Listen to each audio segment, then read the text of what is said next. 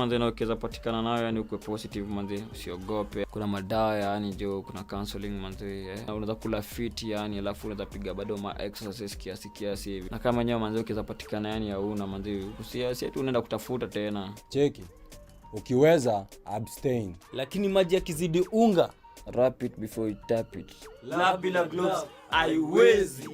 Riengi kujijua. Unapoendelea kujikinga kutokana na HIV, tafadhali zingatia taratibu zote za serikali za kujikinga na virusi vya corona. Afya bora, maisha bora. Jipime, jiinue.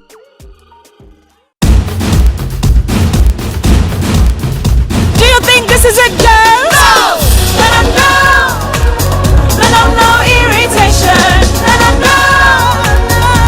No irritation.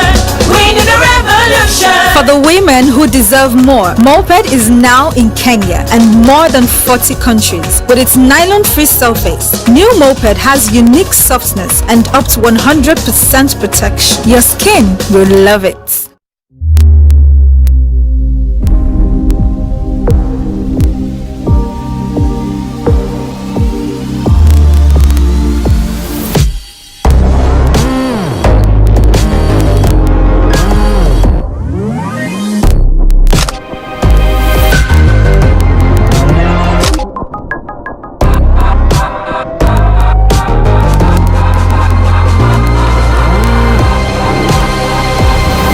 Welcome to Good Life, where we are all about you.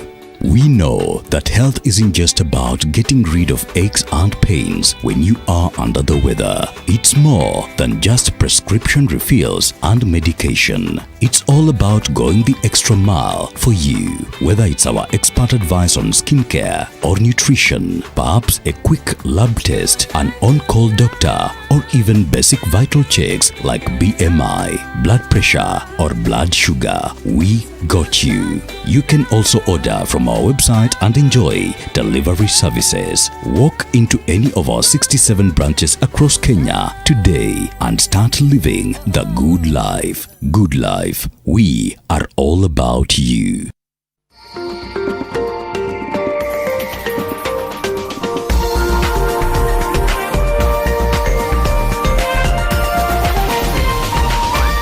This is NTV.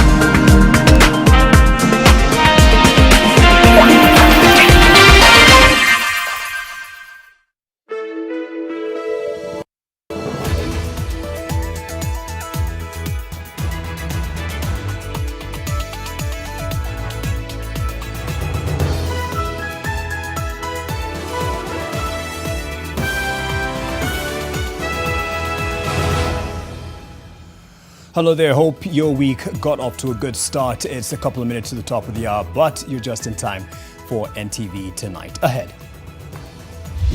Tonight. The Nairobi City County has a substantive deputy governor. Deputy, yes. Governor, not yet. High Court bars inauguration of Anne Kananu as substantive county boss. I'm not a politician and I will not start being one. Legal questions still haunt her meteoric rise to the top. Also tonight, President Uhuru Kenyatta charms his Mount Kenya base, building battered bridges top of the agenda. Plus, security agencies launch manhunt for bandits who shot and killed a police officer in Kapedo. The level we've reached, we've crossed that red line. Mpaka sasa wajumbe watatu wao katika hali hatari. Interior Ministry dismisses hostage claims by legislators. And still no end in sight for medics strike. You are lining up 60 nurses today in Buhungu statue to give them 60 letters to go and replace 1,206 striking nurses. Look at you. Are you listening to yourself? More labor concerns abound. It is not immoral, it's not illegal for once to go on strike.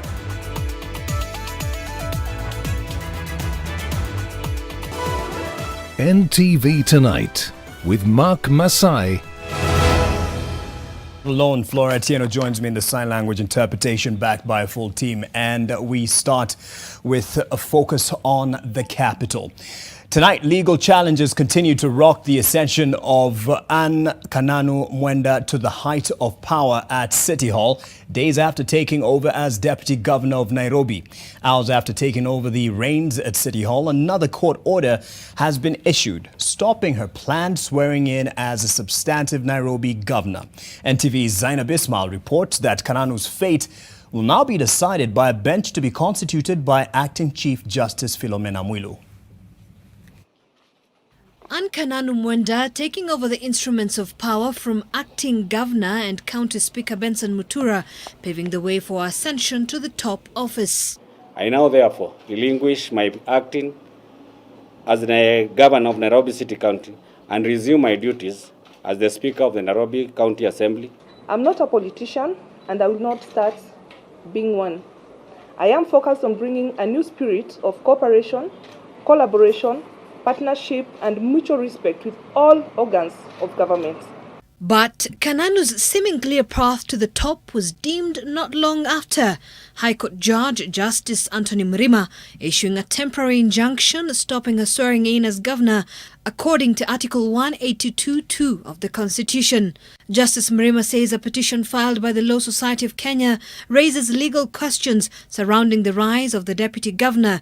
He has referred the matter to the Acting Chief Justice Philomena Mwilu to appoint a bench of at least 3 to look into the constitutional concerns.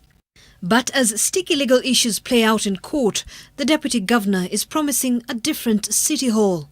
For avoidance of doubt, my principal partner in delivering services in Nairobi is the Director General of Nairobi Metropolitan Services, Major General Mohammed Badi and his team. Meanwhile, the spat between President Uhuru Kenyatta and the impeached Nairobi Governor Mike Sonko is taking a nasty turn. In an interview with vernacular radio stations in his Mount Kenya backyard, President Uhuru Kenyatta accused Sonko of setting himself up for the mighty fall. Nairobi eno ukiona tukihitania na mwanake uyu na ni ndamuteithirie nigetha gie giti kiu turahitania ni undu waki tondu handu ha guthii wira uria twahirwo ni andu we wira waku ni gutinda haha ukikorogana na andu ugikorogana na andu mieri iganona one uria mundu uyu twikirite ambiririe kuhingura barabara cia industrial area one uria ambiririe gutheria mucii uyu wa Nairobi. Sonko has been going toe-to-toe with the head of state, backed right back soon after. In a statement, Sonko says, "It is therefore ridiculous for the president to allude to failure of any administration, yet he presided over the worst administration in the history of Kenya." Zainab Ismail, NTV.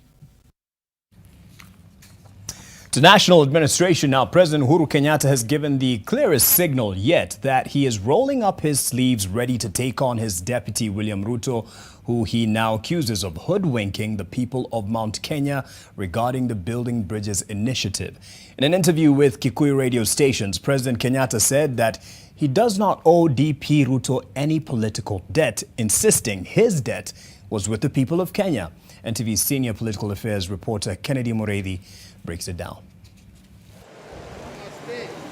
President Uhuru Kenyatta is once again on a warpath with his deputy William Ruto, whom he accuses of fanning anti-BBI sentiments in his Mount Kenya backyard.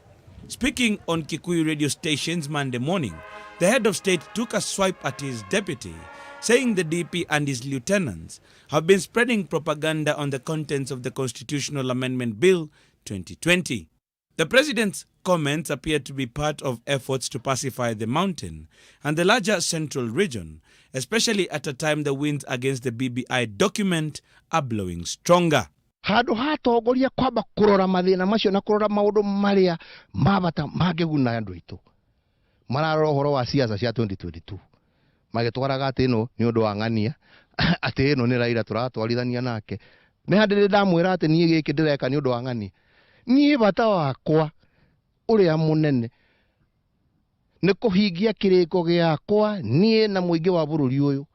Tackling the notion that BBI was about 2022, the president outlined the benefits residents of the mountain stood to gain, insisting he had no preferred presidential candidate. Confusion ino yothe irarehwo ri kari ria mbere gukorwo na githurano mbeca iria amwe maiyite iria turageria gucokereria maiyite na project cigana ona nie ndigutinda ngicigweta guku ri cikinyite bilioni cigana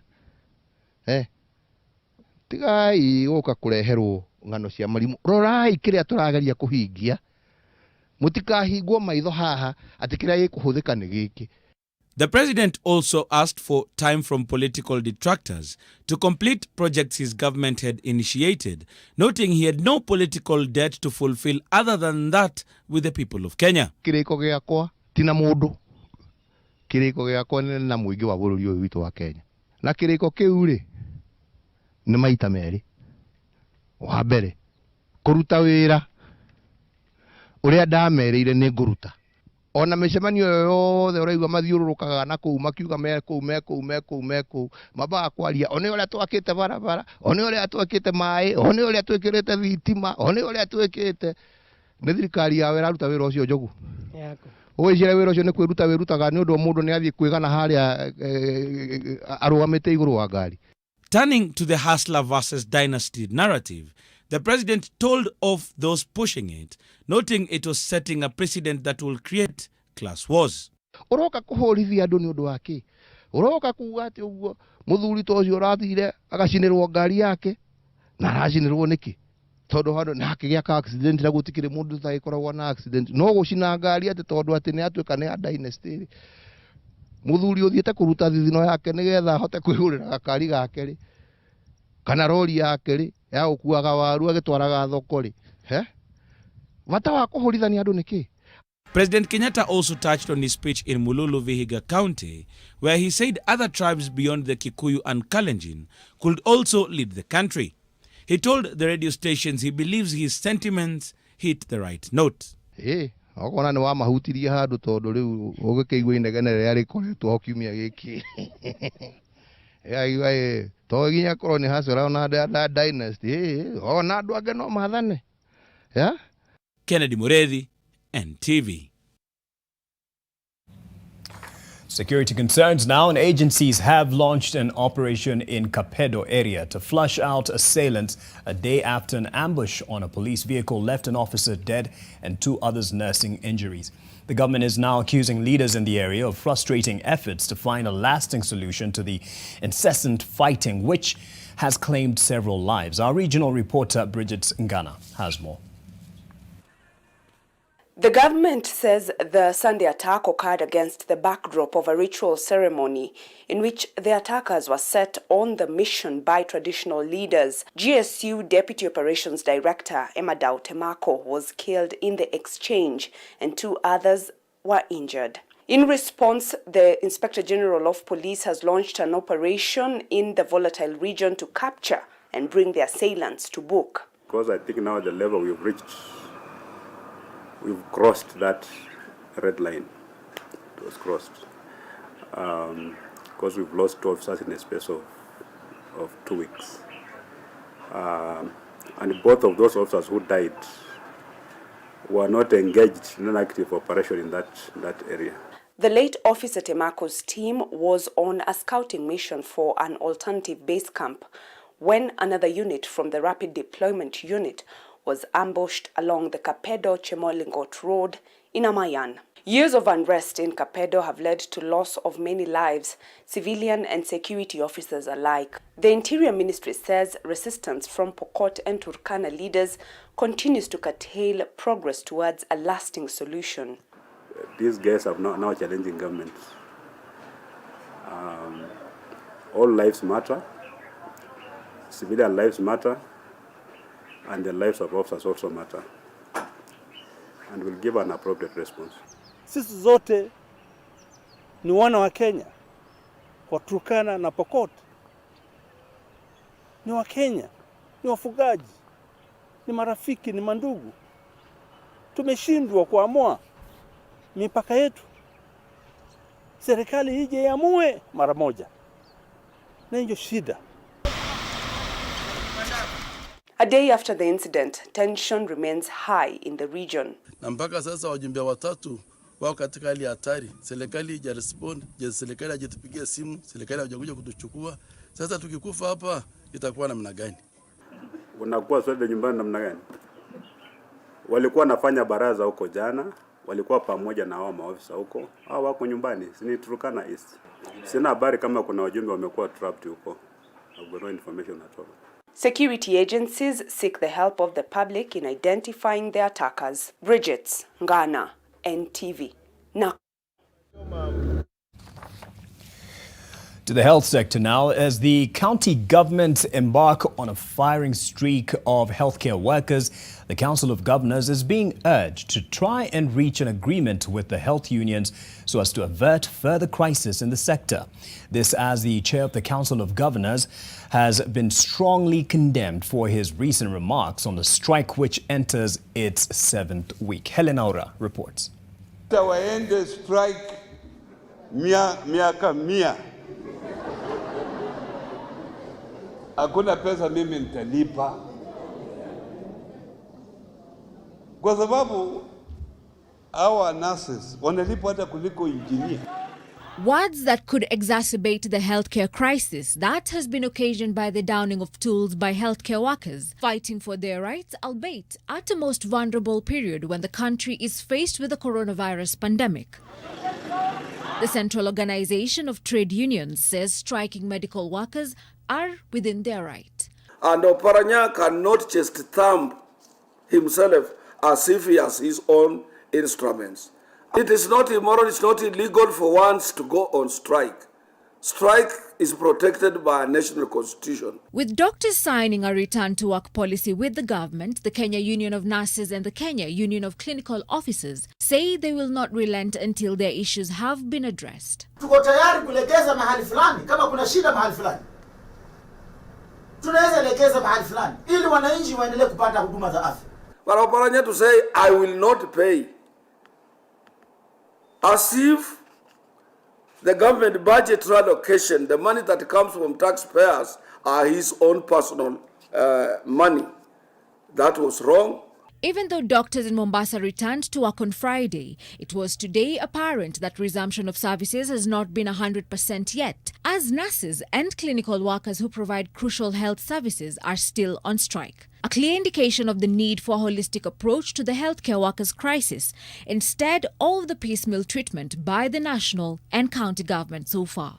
Nasikia Mheshimiwa Oparanya amesema sasa leo anatoa barua kwa nurses 60 na amefurahi kabisa, ameambia dunia nzima. It is very interesting, Governor Oparanya, that you are lining up 60 nurses today in Buhungu statue to give them 60 letters to go and replace 1,206 striking nurses. Look at you. Are you listening to yourself? With a diagnosis from the back and forth that is at play between the medical workers and the employers from either the national or the county governments, a prescription of less threats ought to be taken to be able to treat the malignant work environment issues, not just the symptoms.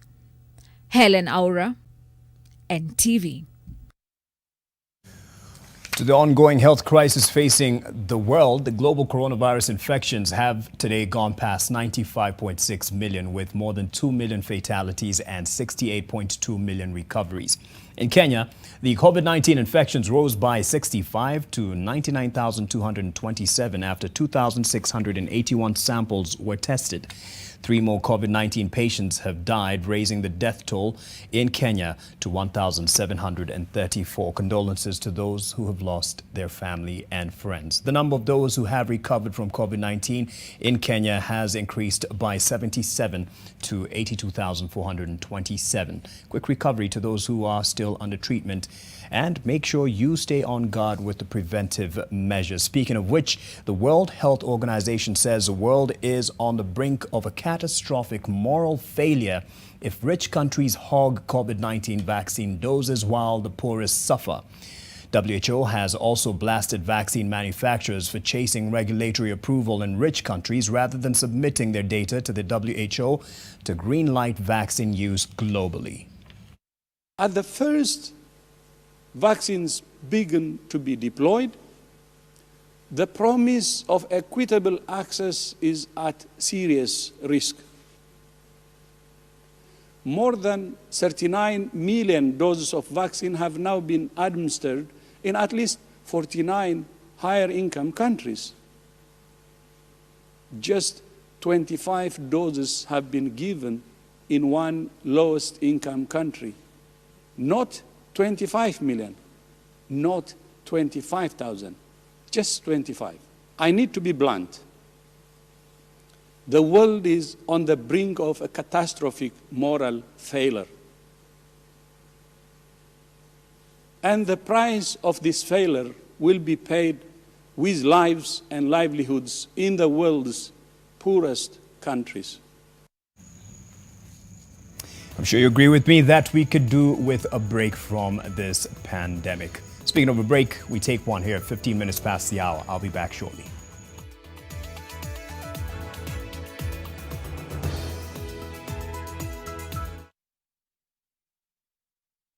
Get fresh, gotta get fresh. Down is no boom boom pow, down is boom boom pow. Smells baya na uchafuzi na zidi na improve down is. Protect nguo zangu na nukia niko safi. Lazima niwe fresh na down is boom boom pow. Boom boom pow, down is no boom boom pow. Smells zote na zi boom boom pow. Powerful freshness, down is boom boom pow. Nani 15 bob too? Selena! Don't get puzzled. She's my twin. I shine your toilet. And I bathroom. So, is your bathroom clean? Yes! Presenting the new Harpic Bathroom Cleaner. Compared to ordinary detergents, its thick formulation gives you superior cleaning and kills 99.9% of germs and viruses all around the bathroom. Blue For the toilet. and red For the bathroom. Harpic Bathroom and Toilet Cleaner cleans and kills 99.9% of germs and viruses. Disinfect and protect your home with Jik. Jik kills 99.9% of illness-causing germs. Disinfect floors, kitchen and bathroom surfaces, and wash white clothes, towels, and dishcloths with Jik bleach. Just Jik it. Allah came down. I never thought I would say this to you, but I'm letting you go. I am an independent woman and I have enough dignity so that my life doesn't depend on a macho man. How dare you talk about dignity? You don't know what it is. Let's not make this more difficult. Don't be stupid, David. They should pay for all of it. The penalty was for the vineyard and not for them. You know that. But we got into this mess precisely because of these men. I know it was wrong of them, but they did it to help somebody. But David, try Listen, to... Juan, I'm not asking you. I'm ordering you to do it, okay? Allah came down. Select a plot of value-added land within Garden of Joy Gated Community off Koma Kennel Road, Machakos. Na ukwamue January na 21K with Optiven. Call us now on 0790 300 300. Ruiru Mabati Factory offers best quality mabati at the most affordable prices. We pride in over 10 years experience. Our products have 15-year warranty and are KEBS certified. We manufacture box profile, Europe tile, Jenga tile, corrugated profile, among others in a wide variety of colors. Enjoy our free delivery in just 72 hours. To order, call us now on 0111 050 700. Ruiru Mabati Factory, mali safi kwa bei poa.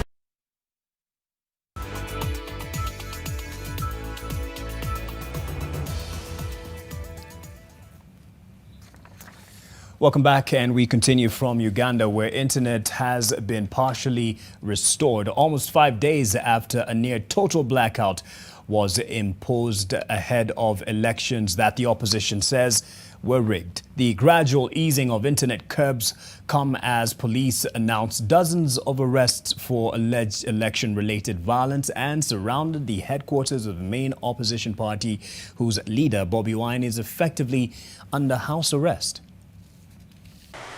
It has been a morning of suspense for several sectors of the economy, with eagerness on the need to have the internet restored. It was partially reinstated mid-morning.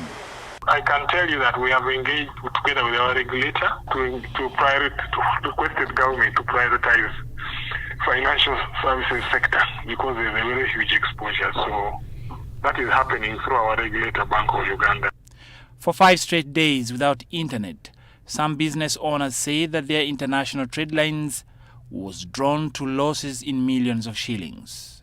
Because all our exports depend on the documentation, and the documentation we have to send it through internet into our market, and them communicating to us, it's the same internet they use. So it has affected our business 99.9% in the last 1 week. So this company has lost over $120,000. Information and communications technology actors argue that deliberate internet shutdown will remain a runaway hiccup for most institutions and individuals within the ecosystem.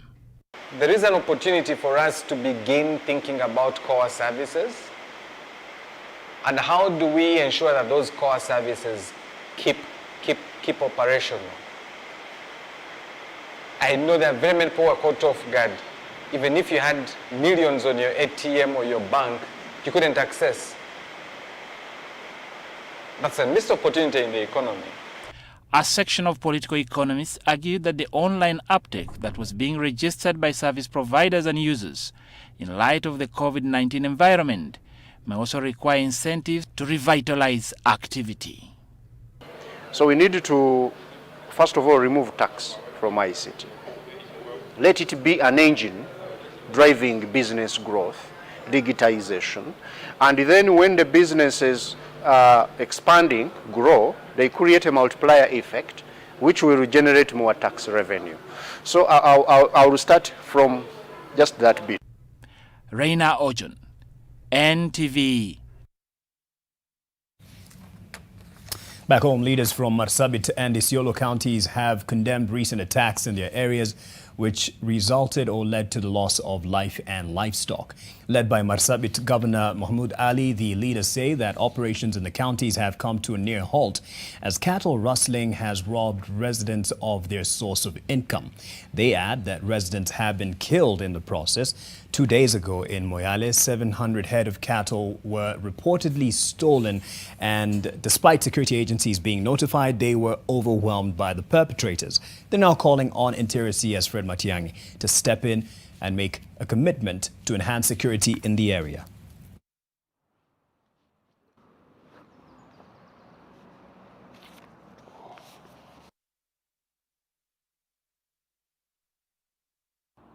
By now, I expected the chiefs coming from the areas where the rustlers came from to be taking action against by now.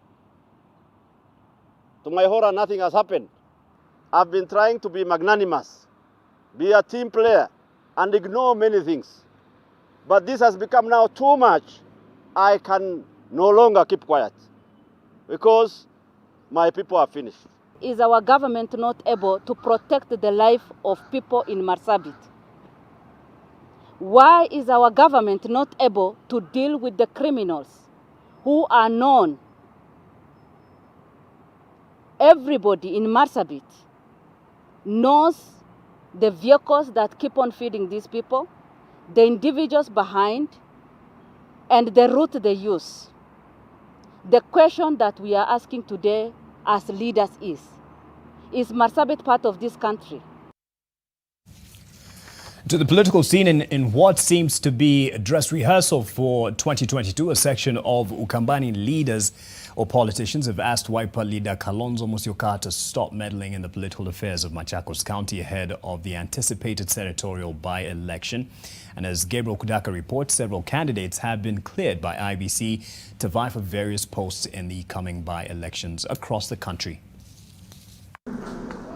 The upcoming by-elections are proving to be an opportunity for various parties to stake their claim and place in the political landscape ahead of the 2022 general elections, going by the jostling witnessed from different parties. Speaking after a church service at Matu Catholic Church in Machakos, Maendeleo Chap leaders said they had their own homegrown party to take care of their interests. Maendeleo Chap has endorsed former Water and Irrigation Minister John Mutua, while Wiper Party has nominated ex-wife to former Machakos Senator Johnston Muthama. Na ikiwa wameamua, hakuna mtu mwingine atoke Mwingi, atoke Singoi, atoke wapi, akuje kuanza kukulecha. Na nimesema mara mingi, ni makosa kwa chama ya Wiper kuingilia boma ya Senator Muthama. And still on matters by election, the Machakos senatorial seat continues to attract more candidates, with chama cha Uzalendo unveiling Lilian Nduku Mwingi. To correct the notion that chama cha Uzalendo didn't have a candidate. We don't have any coalition agreement with any political party in this country. In what appears to be an attempt to solidify the Luhya unity, ANC party leader Musalia Mudavadi and Ford Kenya leader Moses Wetangula have agreed to work together to clinch the Matungu and Kabuchai parliamentary seats respectively. Our unity and the unity of purpose is what is going to propel our distinguished community and all the people who live in this region. The habit of people coming to try and dismantle our resolve in this region must come to a stop through the by-election of Kabuchai and Matungu. In Uasin Gishu County, 16 candidates were cleared by the IEBC to vie for Huruma Ward seat that fell vacant after death of Peter Chomba. Na ninataka kuelekea kiwanjani kupambana na watu wengine. Na ningependa kuomba wananchi wakuje kwa wingi. Wakati wa nomination ya Jubilee watu walikuwa ni wachache. We have put in place measures to ensure that the Ministry of Health guidelines on the corona pandemic is observed. Gabriel Kudaka, NTV. Gabriel's report brings us to another break. Business news is up next.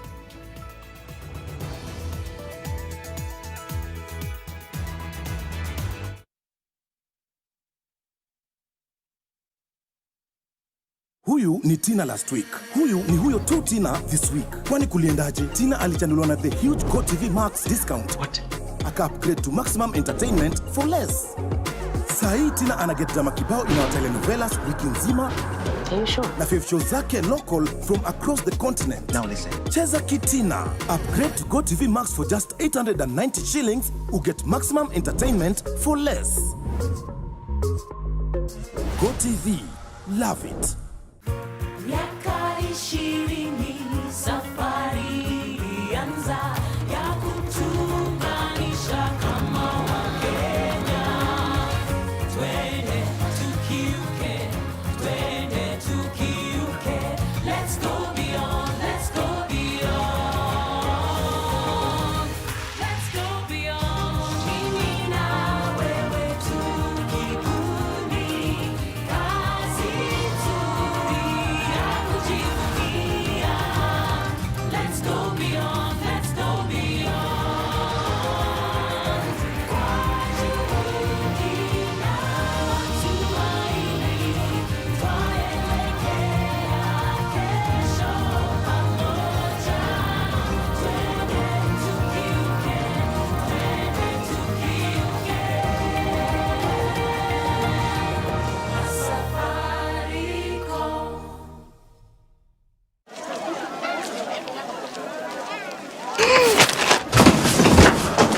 Do your gums hurt? Yeah. Does your toothpaste contain sage, eucalyptus, myrrh, chamomile? All that in one toothpaste? Yes, try Colgate Herbal. Colgate Herbal contains nature's best herbs and Colgate's fluoride technology to give you strong teeth and healthy gums. Ah, Colgate Herbal. Let's go. Colgate Herbal for strong teeth and healthy gums naturally.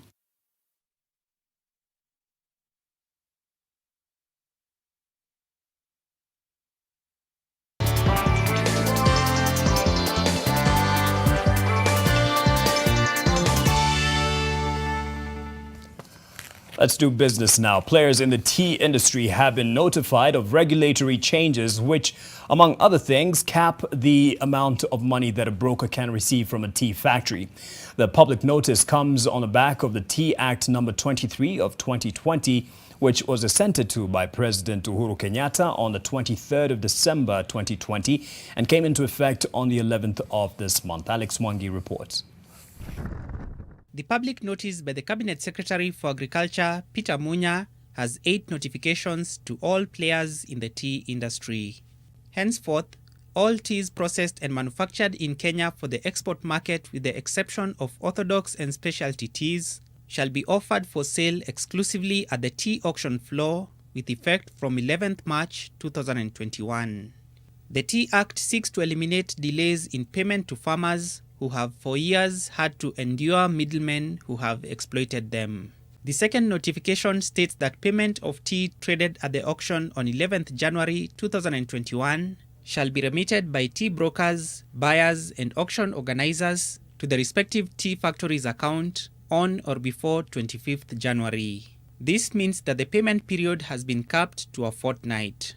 Subsequent payments shall be made within the time period specified in the Act. The tea factories shall pay at least 50% of payment due for the green leaf delivered to the factory on 11th January on or before 24th February. Subsequent payments shall be made in accordance with the Act.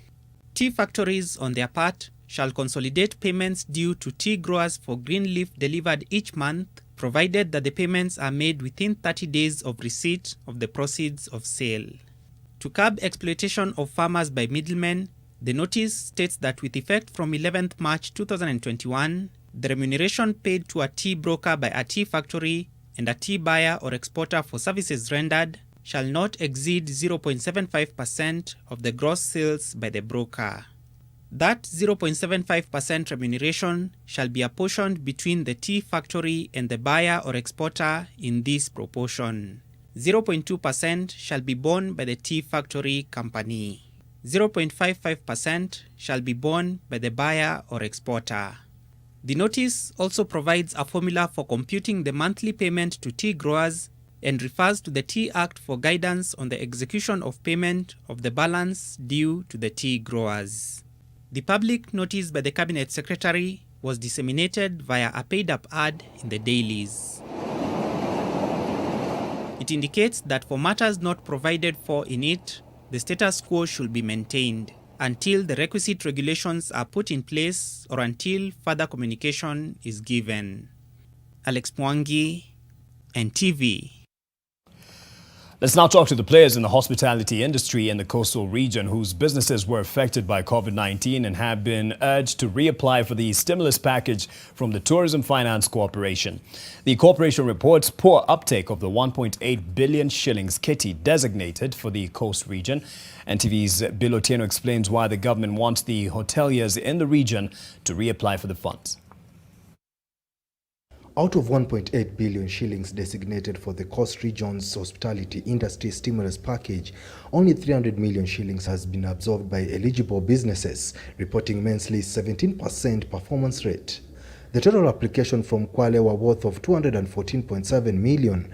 Businesses in Kilifi County made applications worth 317 million shillings, while Taita Taveta and Mombasa counties made applications of worth 52.2 million and 94.2 million shillings respectively.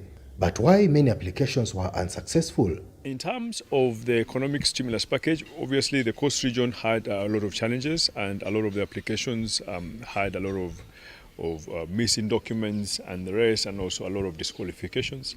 Hoteli zile ambazo zinaendelea ambazo zimekuwa zikitoa huduma kwa muda, kila mwaka lazima zinazoroteka, na kwa hiyo mradi ule ambao unaweza kuzipiga jeki ziweze kufanywa refurbishment. Hospitality industry was most diversely hit by COVID-19 pandemic, having reported a contraction of 83.3% in the second quarter of 2020. Stakeholders in the sector, however, say capital from the stimulus fund should have reversed fortune. I think this is a very good program, and the money, I think we will make sure we apply for the money 50 million is not little money. And also the interest of 5%, I think, is a brilliant idea. Government is urging the hoteliers to now shift their focus on local market so as to promote Kenyan-made products, considering the 10 years loan repayment period. Hotels and tourism players will be forced to readjust their price rate to fit the local market. Bilotieno, NTV, Taita Taveta. National flag carrier Kenya Airways is looking to prop its 8.5 billion shillings per annum cargo business through a deal signed with fresh produce exporters.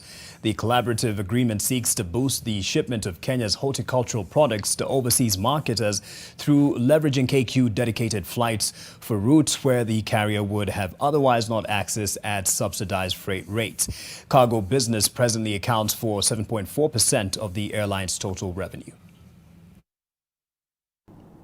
For us, we believe that Kenya Airways is the way to go. We believe that working very closely will put it at a much higher advantage probably than we have done.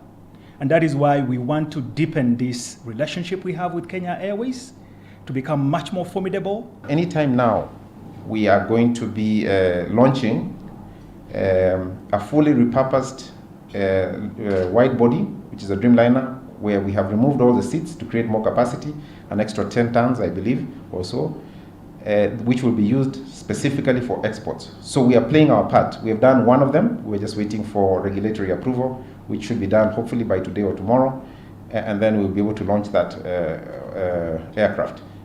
We rely on yourselves, we rely on your partnership to be able to deliver the promise of new markets. The government has been negotiating for new markets all over. We're certainly engaged in negotiations with the United States, as you're aware, with the free trade agreement. We've done 2 rounds of it. We expect to get into more rounds as the new administration settles. But the commitment and the motivation of government in getting into these new agreements is to create space for our investors, to create space, both our local investors and those who are outside our country, to come and invest, because there's a promise of a secure market. Speaking of deals, the government has lauded public-private partnerships and termed them as one of the key avenues through which a number of sectors have stayed afloat in the wake of the disruption brought about by the COVID-19 pandemic. Principal Secretary in the Ministry of Education, Simon Nabukwesi, says leveraging public-private partnerships have been or has been particularly instrumental in bridging gaps in the education sector. Nabukwesi was speaking during the award ceremony for the Huawei ICT competition.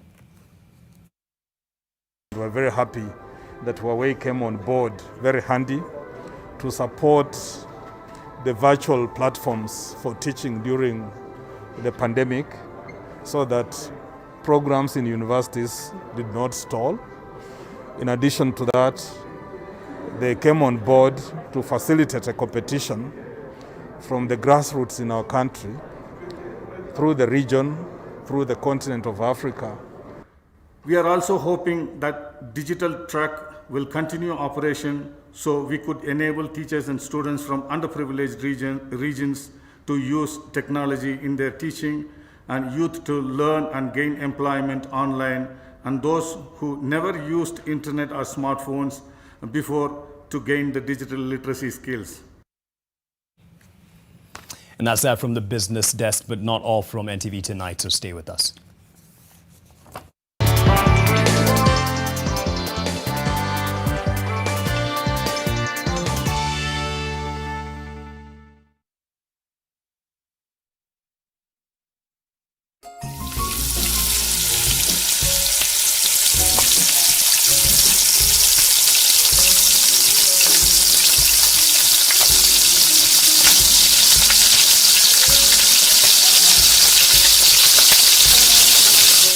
Rena vegetable oil stays liquid to the last drop, so it's smooth cooking from start to finish. Now with an easy-to-pour cap. Mapishi poa, madishi poa.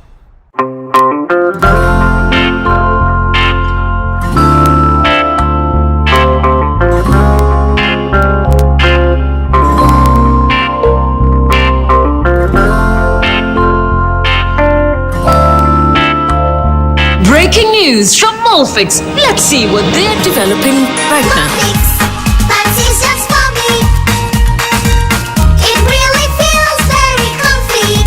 Molfix pants with anatomic fit technology. New Molfix pants, an invention from babies for babies. You should also try Molfix.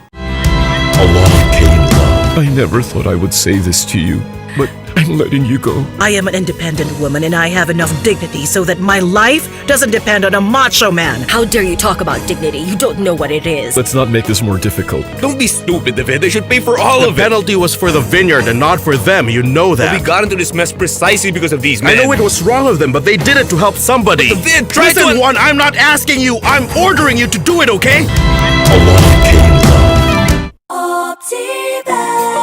Select a plot of value-added land within Garden of Joy gated community off Koma Kennel Road, Machakos. Now kuamue January na 21K with Optiven. Call us now on 0790 300 300.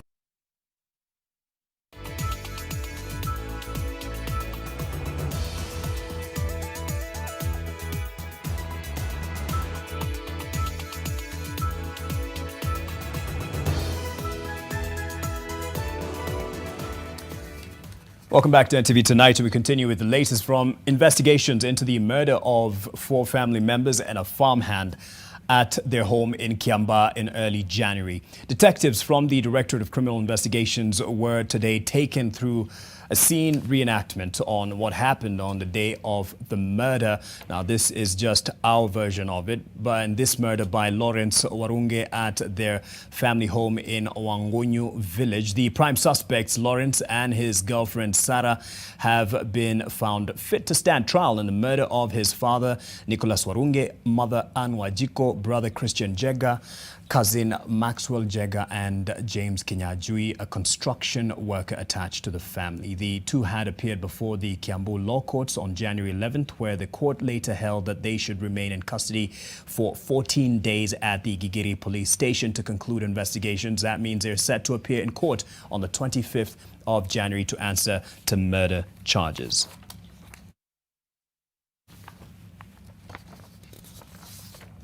On the international scene, let's cross over to Sudan, where more than 80 people have been killed in 2 days of ongoing clashes in the restive Darfur region, just over 2 weeks since a long-running peacekeeping mission ended operations. The violence is the most significant fighting reported since the signing of a peace agreement in October, which observers hoped would end years of war that has left the vast western region awash with weapons. The fighting reportedly pitted Arab against non-Arab tribes in West Darfur and is thought to have started as a local dispute before escalating into broader disputes between militias. Sudanese authorities have imposed a statewide curfew in West Darfur. In just 2 days to the inauguration of President-elect Joe Biden, the U.S. Capitol complex in Washington, D.C. was put on temporary lockdown because of a security threat. Police also suspended rehearsals for the inauguration after witness reported smoke rising nearby. Since the January 6th attack on the Capitol, thousands of National Guard troops were deployed, in downtown Washington, with the normal crowd for inaugurations being banned and streets blocked. A man was arrested on Sunday near the Capitol complex carrying a pistol, 3 high-capacity magazines, and dozens of rounds of unregistered ammunition.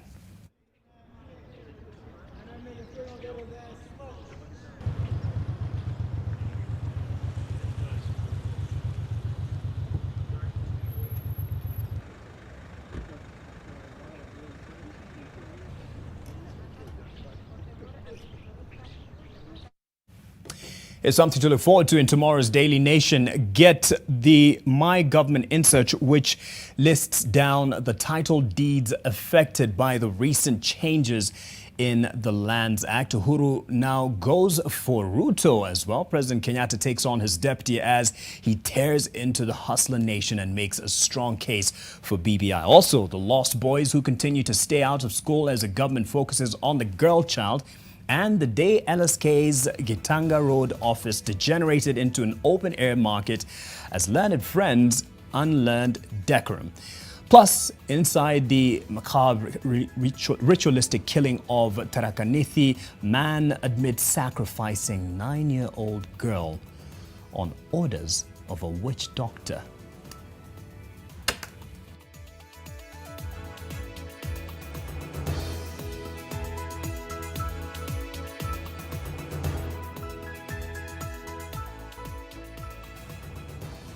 We give you a break now, and sports will follow after.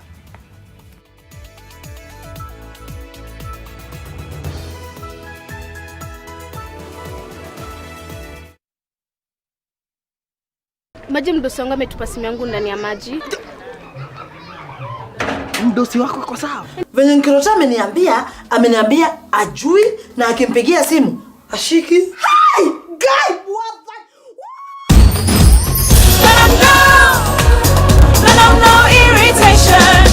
For the women who deserve more, Moped is now in Kenya and more than 40 countries. With its nylon-free surface, new Moped has unique softness and up to 100% protection. Your skin will love it. Cabling tips. Use cables from a reputable manufacturer made from 99.99% pure copper and the best insulation. Use a certified installer. Scratch to verify and authenticate your cables. We manufacture and extending lives. Following the mortgage regulations of 2020, how easy is it for one to utilize their accrued pension benefits to purchase a house? As a member, the first thing that I will need to do is confirm that my scheme has actually put this facility in place. Does this have a real chance at transforming the lives of Kenyans? Yes. What are the grey areas in the new regulations? That 40% is income tax payable when a member accesses it. Unless you have a mandate to defer that tax, it means that that 40% would be taxed today as you're accessing it, which would mean it's less than 40%. In the next edition of Business Redefined, we host the head of Umbrella Funds and Director of Pensions for Africa at Zamara Group to unpack the mortgage regulations of 2020. Along came love. I never thought I would say this to you, but I'm letting you go. I am an independent woman and I have enough dignity so that my life doesn't depend on a macho man. How dare you talk about dignity? You don't know what it is. Let's not make this more difficult. Don't be stupid, David. They should pay for all of it. The penalty was for the vineyard and not for them. You know that. But we got into this mess precisely because of these men. I know it was wrong of them, but they did it to help somebody. But they tried to... Listen, I'm not asking you. I'm ordering you to do it, okay? Along came love. Select a plot of value-added land within Garden of Joy gated community off Koma Kennel Road, Machakos. Now kuamue January na 21K with Optiven. Call us now on 0790 300 300. We are Nation, Africa's independent media brand. We are committed to empowering all Africans, from the young to the old, from the curious to the educated, and from the heart of the cities to the rural areas. We are Nation. Join us, because if you want to get far, you do it together. Nation. Empower Africa.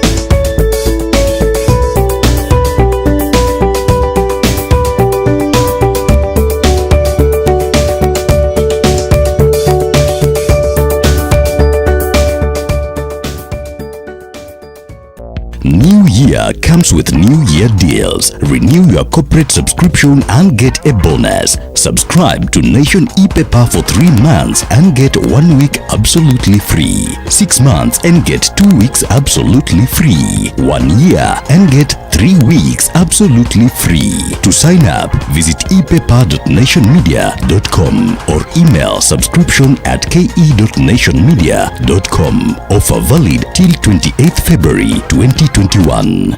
Despite the setback and challenges, George was determined and founded Agri-Tech Organic Farm Company na bado anakiuka nayo, which means going beyond and breaking barriers. So kazi yenye tunafanya hapa ni ukulima wa wadudu na worms and insects. Now what we have here is now the ready vermicompost. Mbona hii soil iko wet? The reason as to why it's wet because when we are feeding tunazipea mbolea ya ng'ombe yenye ni moist kiasi. At times it might be a challenge ukishake pole pole. Worms zitaenda chini. So it requires you move very fast. And when it comes to organic farming, tunaweza kiuka aje na ni benefit gani hizi vitu zinatuletea? Tumekuwa tukitumia chemicals here and there, and this has led into a challenge of food security.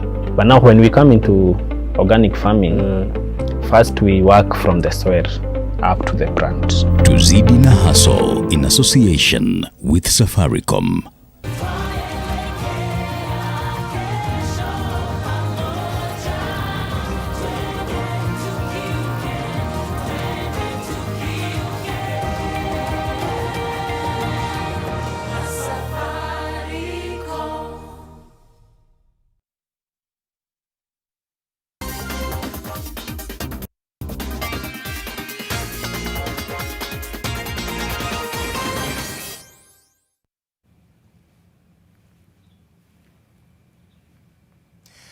Let's get started. In the ongoing local BetKing Premier League 2020-2021 season, record champions Gor Mahia humiliated Western Stima with a 3-1 win in a match played at the Moi Stadium in Kisumu this afternoon. Tito Okello netted a brace for Kogalo after Samuel Onyango's opening goal. Stima's lone goal was scored by Godfrey Orachaman. This is the third victory for Gor Mahia this season, especially after beating Ulinzi Stars 1-0 and later downing Mathare United with a 3-1 victory. Now, Gor, under head coach Carlos Pinto, has moved up to 8th place in the table with 9 points behind leaders KCB. Western Stima remained at position 16 with 5 points. Meanwhile, Mathare United registered their first win of the season this time, beating Zoo FC 2-0 at Kasarani Stadium. Daniel Otieno and John Mwangi scored for the Slum Boys.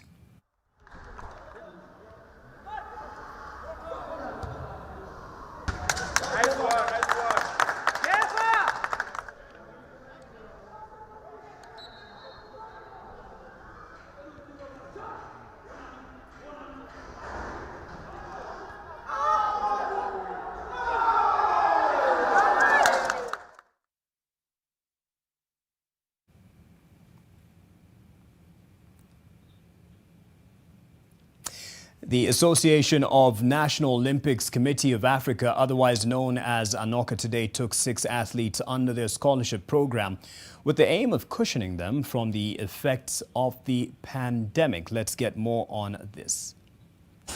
World and Olympic 3,000 meters steeplechase champion Conseslus Kipruto, World 1,500 meters champion Timothy Cheruiyot, and World 800 meters bronze medalist Ferguson Rotich were among the 6 athletes who bagged 400,000 shillings each in the exclusive event held in Eldoret. Many athletes, they didn't run any of the races. So we really thank NOC for the support. According to the National Olympic Committee of Kenya Secretary General Francis Mutuku, the athletes were handpicked from their performances, not just being top in Kenya in their respective categories, but in Africa as well. And we'd like to believe that with this support, they'll be able to prepare very well. They'll be able to cater for some of their basic needs, which probably they have a challenge with because of lack of competition. The scholarship is specifically purposed towards preparing the athletes to win more medals for Africa. NOC's President Paul Terragat urged athletes to focus more in their training ahead of the Tokyo Olympics, which is due in a few months' time. Excellency. The Olympics Committee officials who are touring the athletics-rich North Rift region, paid a courtesy visit to Uasin Gishu County Governor Jackson Mandago in Eldoret, where they pledged to work with the county to tap more talents in the area. We all know that from where we are sitting ourselves, that even from IOC, there's this technical support that maybe we want to see that we work together so that all our counties are able maybe to benefit from the same. The last Olympics, the trials were held here in Eldoret, and you saw the fan base and the number of participants. Steve Keter, NTV Sport, Eldoret. To the continent, in the Democratic Republic of Congo brought down Congo-Brazzaville, beating them 1-0 in the Group B clash of the Congos match in the ongoing African Nations Championship in Cameroon. On Sunday, Congo-Brazzaville defenders' failure to cut off a low cross in the 47th minute gave DRC's defender Chico Shindi an opportunity to strike a left-foot shot across goalkeeper Pavel Nzila into the far corner of the net. In the first match of a double-header, former champions Libya were lucky to escape with a 0-0 draw.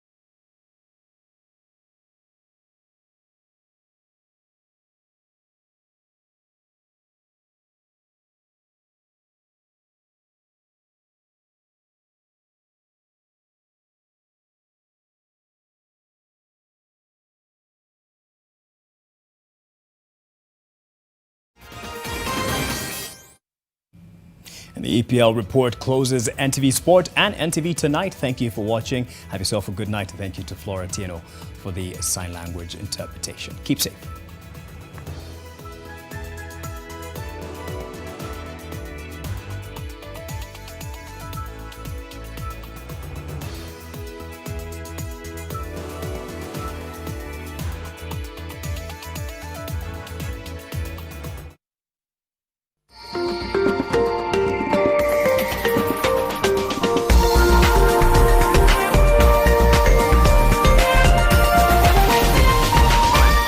This is NTV.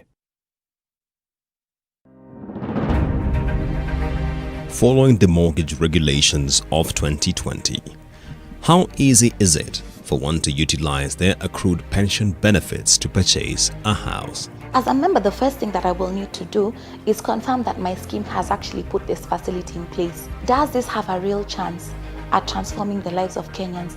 Yes. What are the grey areas in the new regulations? That 40% is income tax payable when a member accesses it. Unless you have a mandate to defer that tax, it means that that 40% would be taxed today as you're accessing it, which would mean it's less than 40%. In the next edition of Business Redefined, we host the head of umbrella funds and director of pensions for Africa at Zamara Group to unpack the mortgage regulations of 2020. Trip yako ilikuwa sawa? Trip? Oh, Business trip. Where do you think Becky could have gone? Huo msichana wako na boss Richard ni nani? Mambo ya Joy, Richard, marafiki zake usijishughulishe, umesikia? Okay. hey.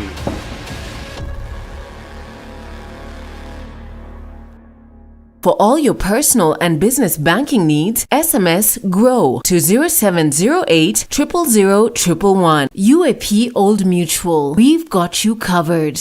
Doing great things every day.